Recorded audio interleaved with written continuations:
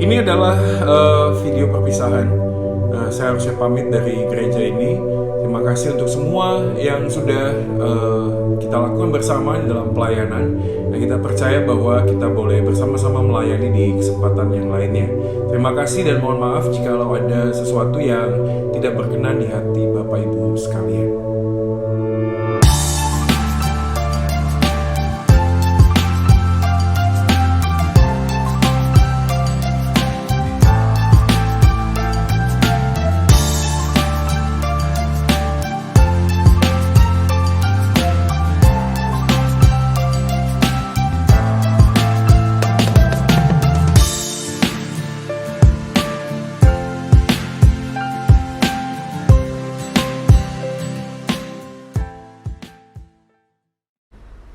Halo semuanya, selamat datang di vlog Joy Manik. True Faith Always Seeking Understanding. Iman yang sejati selalu akan mencari pengertian.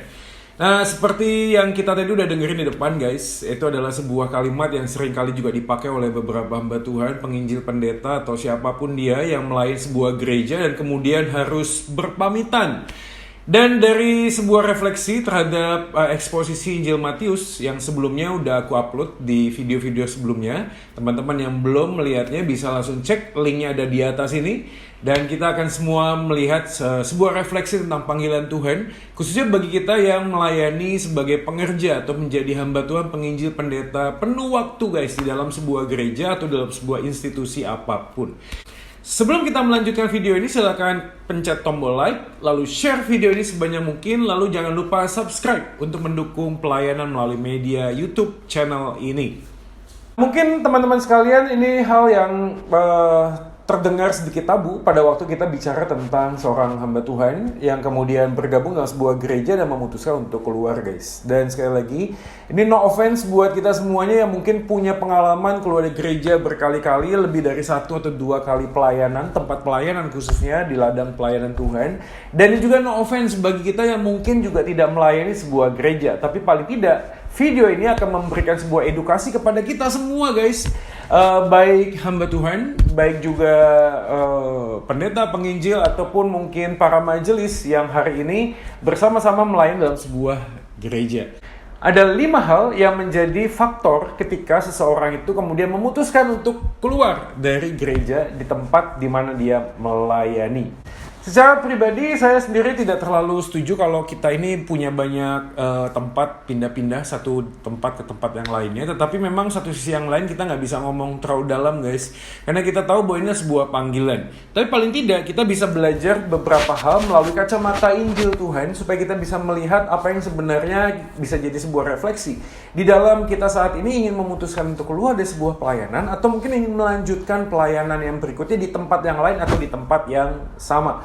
By the way, ini adalah 31 Oktober, selamat Hari Reformasi, dan besok kita akan masuk dalam bulan yang baru, bulan November. Oke, tinggal berapa hari lagi kita akan mengakhiri tahun 2020 dan kita akan masuk dalam tahun yang baru. Dan mungkin ada beberapa teman di dalam pelayanannya saat ini mulai sedang galau dan ingin keluar dari tempat pelayanannya atau mungkin menetap tapi merasa kok nggak terlalu nyaman dengan tempat pelayanan yang ada.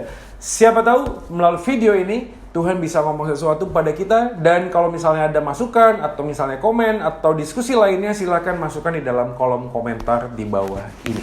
C yang pertama adalah konflik. Oke, konflik. Kita ngomong-ngomong tentang konflik, kita punya banyak pengalaman dan kita tahu tentu saja ini tidak mudah waktu kita masuk dalam sebuah pelayanan, ada banyak gesekan satu dengan yang lainnya. Konflik bukan hanya sekedar tentang pribadi kita dengan orang lain di luar diri kita, tapi juga bisa jadi konflik yang terjadi di antara pasangan suami dan istri. Misalnya ada pergumulan ketika istri atau suaminya punya panggilan yang berbeda. Setelah menikah, mereka bergumul untuk masuk dalam ladang yang baru. Tapi bisa juga sebuah konflik yang terjadi ketika sebuah keluarga, misalnya istri atau anak, itu terlibat konflik dengan orang-orang lainnya di dalam sebuah gereja yang sama. Maka pada saat itu menjadi hal yang sangat complicated dan menjadi sangat sulit sekali untuk mengambil sebuah keputusan. Nah, konflik ini yang sering menjadi sebuah alasan ketika seseorang itu kemudian memutuskan untuk keluar dari sebuah tempat pelayanan. Oke, apa yang Injil sedang sampaikan dan berikan kepada kita sebuah pemahaman. Injil mengajarkan kepada kita untuk menjadi orang yang mengasihi orang lain yang mungkin tidak suka juga kepada kita. Jadi konflik itu seringkali juga menjadi sebuah alasan atau alasan yang paling sering sekali dipakai untuk membuat kita keluar dari sebuah pelayanan. Tapi tunggu dulu, pada waktu kita belajar tentang mengambil sebuah keputusan, keluar dari sebuah gereja karena sebuah konflik, maka ada dua hal yang pasti akan tersisa. Satu, waktu kita pindah, itu tidak akan menjadi sebuah solusi yang tepat. Artinya, di tempat yang baru pun kita akan mengalami konflik yang sama. Jadi tidak mungkin kita mengambil sebuah keputusan karena konflik. Yang kedua, kita dipanggil oleh Tuhan untuk menjadi pembawa damai. Matius pasal yang kelima dalam ucapan bahagia, salah satunya Yesus berkata bahwa hendaklah kita menjadi pembawa damai karena kita adalah anak-anak Allah. Maka sudah pasti pada waktu kita akan keluar dari sebuah tempat pelayanan bukan karena alasan sebuah kepahitan atau memang sebuah konflik yang tidak selesai. Artinya gini, tidak semua konflik itu harus selesai dalam tanda kutip bahwa satu dengan yang lain itu bisa menerima.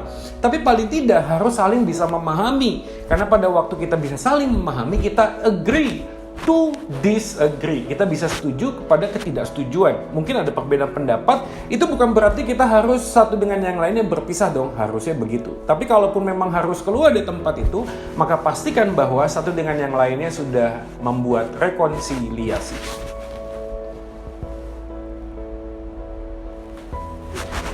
Poin yang kedua adalah kapabilitas.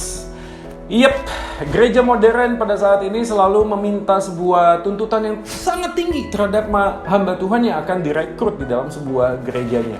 Dan tentu saja bagi beberapa rekan yang mungkin melihat video ini dan sedang membuat sebuah perintisan sebuah gereja, mungkin agak bingung maksudnya apa ya? Memang ada beberapa gereja di dalam kultur dan sistemnya itu merekrut hamba Tuhan untuk terlibat di dalam gereja itu. Dan itu bukan sesuatu yang salah, dan itu juga bukan sesuatu yang aneh. Tapi biasa memang di dalam sebuah gereja tentu harus ada kaderisasi atau ada seseorang yang melanjutkan pelayanan berikutnya. Maka majelis di dalam konsep gereja tertentu itu kemudian merekrut hamba Tuhan tertentu untuk masuk dalam sebuah gereja. Nah, problemnya adalah di sini. Ketika sekolah teologi itu mendidik, lalu kemudian memperlengkapi calon-calon hamba Tuhan, pengerja di dalam sebuah gereja, nanti kelak akan lulus dan masuk dalam sebuah tempat pelayanan. Maka gereja-gereja modern pada saat ini memberikan sebuah standar yang cukup tinggi, guys. Ya, standar yang cukup tinggi ini kemudian bisa berlaku dalam banyak hal. Misalnya di dalam preaching, berkhotbah, gimana khotbahnya bagus atau enggak, dan biasanya ada diuji dan lain sebagainya. Yang kedua adalah tingkat pendidikan kemampuan teologinya. Atau mungkin yang ketiga adalah konseling atau bisa bermain musik dan lain halnya. Kapabilitas ini kemudian menjadi sebuah ukuran dan kemudian sadar atau tidak sadar kemudian kita tidak lagi melihat kebenaran Injil Tuhan di dalam panggilan seorang hamba Tuhan, yaitu integritas, panggilan yang jelas dan juga hati yang sungguh-sungguh mengasihi Tuhan. Tentu saja ini bukan berlaku sesuatu yang sifatnya itu itu sesuatu yang ideal sih. Harusnya memang orang yang menjadi hamba Tuhan sudah pasti cinta Tuhan atau misalnya punya integritas yang baik dan lain sebagainya. Tetapi memang tidak bisa dipungkiri bahwa gereja-gereja Tuhan saat ini menempatkan kapasitas atau kapabilitas seseorang itu menjadi salah satu penentu orang tersebut akan direkrut ke dalam gereja itu atau tidak. Nah, problemnya muncul ketika ada beberapa orang yang kemudian tidak puas setelah gabung di dalam sebuah gereja, kemudian merasa performance-nya kok menurun ya. Hasil evaluasinya kok tidak sebaik ketika dia masuk pertama kali ya.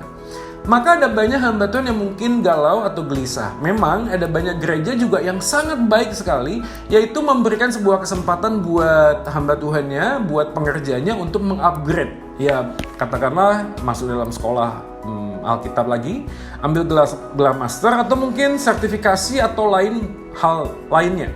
Ya, paling tidak ini adalah sebuah keputusan yang sangat baik untuk boleh membantu para hamba Tuhan yang melayani di sebuah bidang pelayanan untuk semakin bisa terupgrade. Memang tentu saja ada banyak orang yang menjadi pertanyaan, apakah kapasitas dan kapabilitas seseorang itu kemudian menurun? Ada beberapa faktor, benar sekali. Ada banyak faktor di dalam bagian ini. Yang pertama mungkin setelah hamba Tuhan tersebut masuk dalam sebuah gereja lalu kemudian terbuai dengan banyak pelayanan yang maaf kata, mungkin tidak melulu harus menggunakan pengetahuan. Cukup hanya konseling, cukup mungkin hanya kunjungan dan lain sebagainya. Saya bukan ngomong bahwa semua pelayanan itu tidak baik, tetapi ada banyak orang juga yang meminta ekspektasi yang lebih di dalam pelayanan hamba Tuhannya. Misalnya khotbahnya kok begitu terus, ilustrasinya diulang-ulang. Setiap kali khotbah ya poinnya itu-itu saja, bisa ketebak dan membuat orang lain atau majelis merasa kok nggak ada yang baru ya. Katanya hamba Tuhan harusnya ada relasi dengan Tuhan yang sangat baik, berarti harus ada berita yang baru untuk jemaatnya. Nah, mungkin ada beberapa orang juga bertanya-tanya, apakah mungkin hamba Tuhan tersebut tidak lagi mempunyai motivasi diri untuk belajar lebih banyak, membaca Alkitab lebih banyak, atau mungkin membaca buku rohani yang lainnya. Poin yang kedua, bisa saja gereja itu menempatkan standarnya terlalu tinggi. Sehingga pada waktu terlalu tinggi, gereja-gereja tertentu itu membandingkan hamba Tuhan yang ada di dalam gerejanya dengan gereja yang lainnya, hamba Tuhan di tempat yang lainnya. Lalu mulai bisik-bisik dan ngomong, kok kita nggak punya ya hamba Tuhan seperti gereja A atau B. Atau mungkin ada poin yang lainnya adalah karena ketidaksukaan secara pribadi. Ya, kita nggak bisa ngomong lagi bagian yang ketiga ini. Tetapi paling tidak, kita bisa melihat bahwa Injil Tuhan itu mengajarkan kepada kita bahwa orang yang sudah dipanggil oleh Tuhan harusnya mempunyai daya juang yang lebih tinggi. Memang betul orang dunia mengatakan lambat asal selamat. Ya, ada orang yang ngomong lambat asal selamat, tetapi orang yang selamat, yang pasti sudah pasti selamat, harusnya tidak lagi lambat. Artinya hamba-hamba Tuhan yang ada dalam sebuah gereja dan tahu bahwa dia mengasihi Tuhan dan Tuhan sudah mengasihi dia, mendorong dia untuk belajar, terus belajar, mengupgrade diri. Kalau ada kesempatan mungkin bisa apply, atau misalnya ngomong sama majelis untuk mau memperlengkapi dirinya. Kalau enggak, kita akan begitu-begitu saja. Atau mungkin yang kedua, memang tidak ada lagi kesempatan, sehingga pada waktu kita mau mengupgrade diri, mungkin gereja atau majelis tidak memberikan kesempatan tersebut. Ada beberapa hal yang bisa menjadi sebuah alasan kenapa seseorang keluar dari gereja itu, karena mungkin tidak bisa lagi mengupgrade dirinya dan rasanya hidupnya hanya begitu saja, dan pelayanan juga begitu saja. Bagian yang ketiga dan tidak kalah penting adalah cash. Saya bukan ngomong tentang uang. Saya tahu ada beberapa hamba Tuhan juga yang mungkin menempatkan fasilitas, uang bulanan, gaji lain sebagainya itu menjadi tingkat yang tinggi sekali. Nomor satu, saya nggak bisa ngomong kepada mereka semua, tetapi saya yakin bahwa panggilan Tuhan yang seutuhnya adalah kita percaya bahwa kita dipanggil bukan karena uang, tapi paling tidak pada waktu kita belajar untuk melayani, Tuhan memberkati kita juga melalui banyak hal, melalui jemaat, melalui orang-orang yang memang dipercaya oleh Tuhan dengan uangnya untuk menolong, membantu kita. Dan pada bagian itu kita harus belajar merasa cukup. Tapi poinnya adalah bukan di tempat tersebut. Poinnya adalah ada banyak orang yang kemudian pindah dalam pelayanan atau keluar dari pelayanan karena memang masalah ekonomi, karena gereja lokalnya tidak bisa lagi memenuhi kebutuhan sang hamba Tuhan tersebut. Tunggu. Jangan berpikir negatif dulu. Ada beberapa rekan juga yang saya pernah dengar, ketika anaknya itu mempunyai satu kemampuan tertentu dan kemudian dapat beasiswa dan sekolah ke luar negeri. Nah, pada waktu sekolah ke luar negeri, yang bisa diberikan oleh beasiswa hanyalah sekolahnya aja mungkin. Dan dia membutuhkan uang tambahan lainnya untuk biaya hidup, untuk tempat tinggal, untuk makan, dan lain sebagainya. Dan gereja setempat mungkin tidak bisa lagi memenuhi bagian tersebut. Nah, bisa saja Tuhan kemudian membuka sebuah jalan untuk ladang pelayanan yang lainnya. Yang pasti harus diuji adalah apakah hati saya pada waktu memutuskan untuk pindah dari gereja tertentu ke gereja yang lainnya atau pelayanan yang lainnya itu semata-mata karena kita tahu bahwa Tuhan membuka sebuah bagian panggilan pelayanan yang berbeda dari yang sebelumnya. Jadi ini bukan semata-mata supaya kita mengejar sebuah prestise karena anak kita bisa sekolah di luar negeri.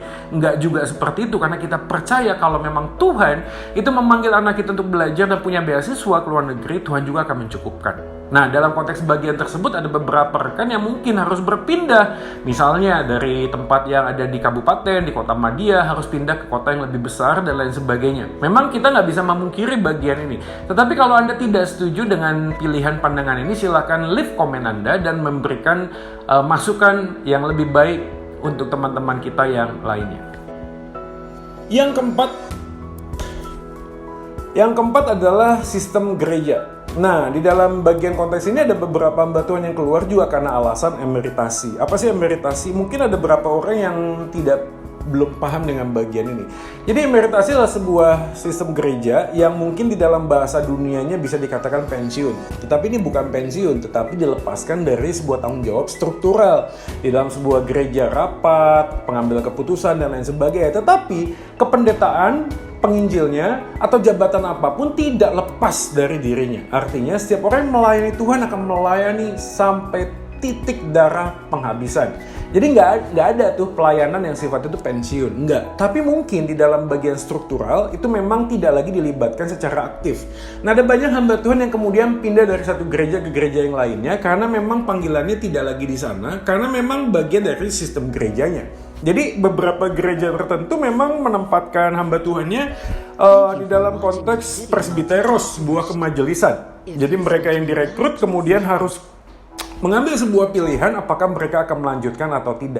Bagian ini biasanya kita kenal dengan istilah kontrak. Mungkin ada yang berpikir apa itu kontrak, baik atau enggak ya. Nah, kita akan bahas dalam video berikutnya. Tetapi kita kali ini akan memberikan sebuah penekanan kepada kenapa hamba Tuhan keluar. Karena memang sudah panggilannya.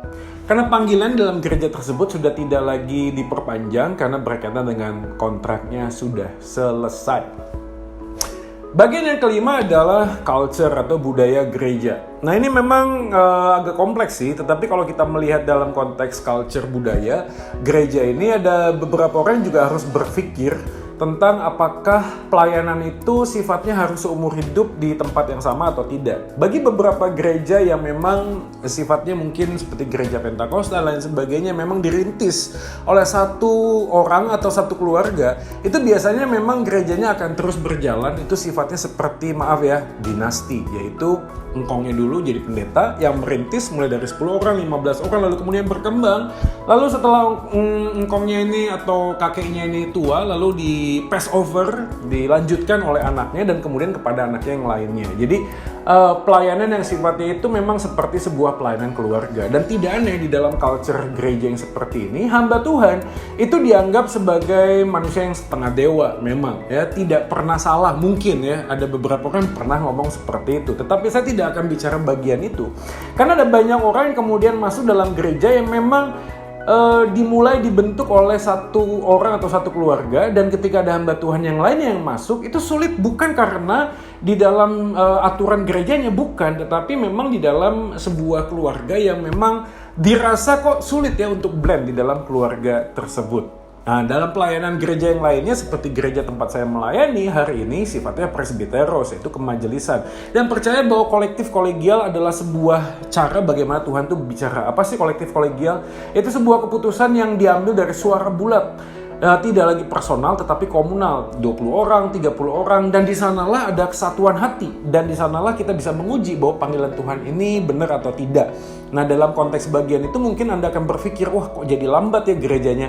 Ya memang konsekuensinya akan seperti itu, tetapi ada hal yang positif, yaitu kita bisa menguji panggilan Tuhan di dalam panggilannya di gerejanya, sehingga kita tahu hamba Tuhan yang bergabung dalam gereja tertentu juga bisa lihat apa yang menjadi visi gereja yang Tuhan berikan kepada gereja tertentu. Nah, dalam konteks bagian ini ada banyak orang yang tidak siap dengan culture gereja dan merasa bahwa nggak cocok di gereja ini sehingga harus memutuskan keluar.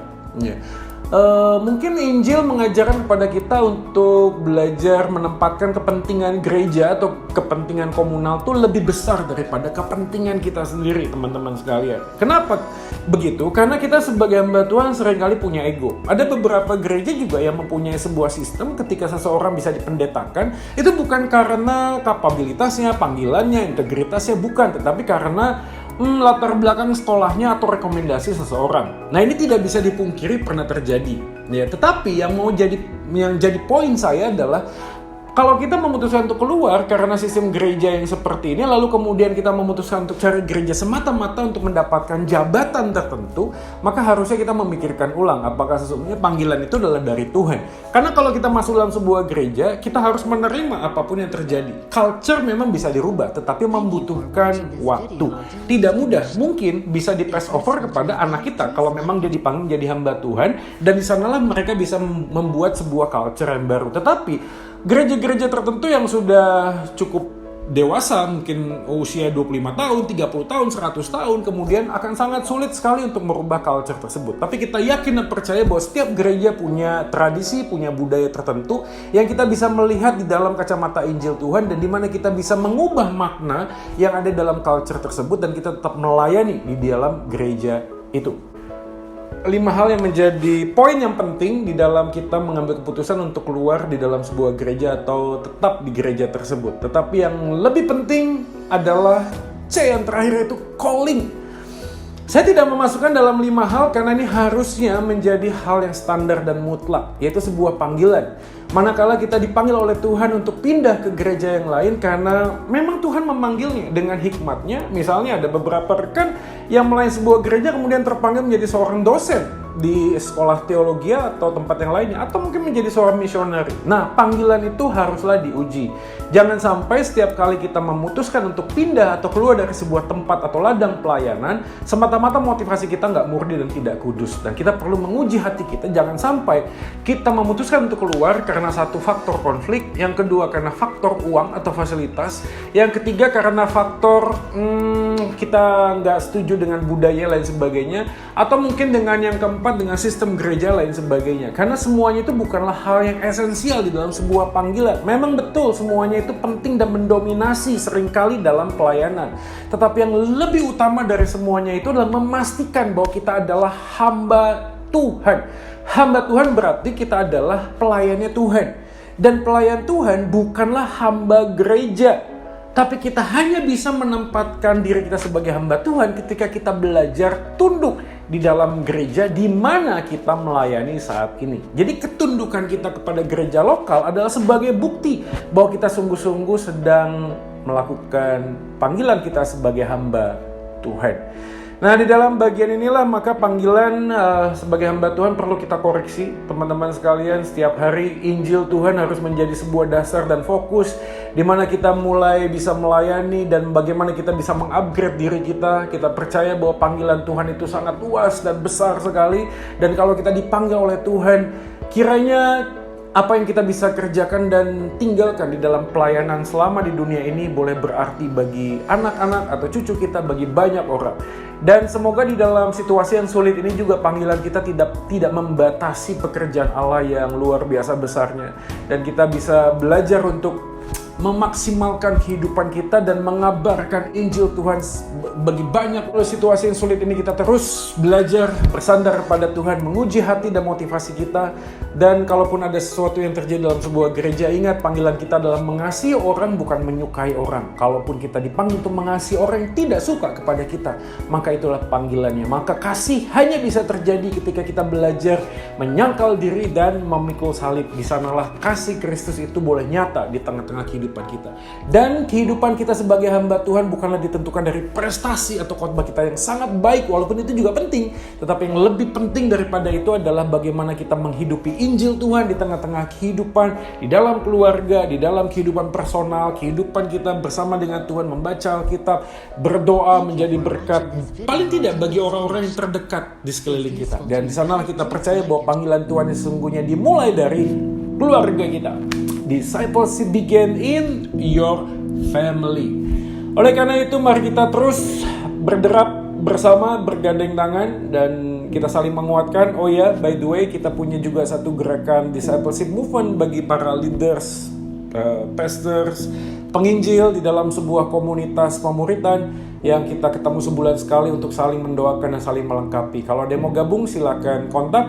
Dan kalau ada masukan ataupun Anda tidak setuju dengan apa yang menjadi poin-poin, silakan leave komen di bawah ini dan kita bisa berdiskusi dan satu dengan yang lain saling melengkapi, karena untuk itulah kita dipanggil. Kita adalah anggota tubuh Kristus, satu dengan yang lainnya saling mengasihi seperti halnya Kristus lebih dahulu mengasihi kita.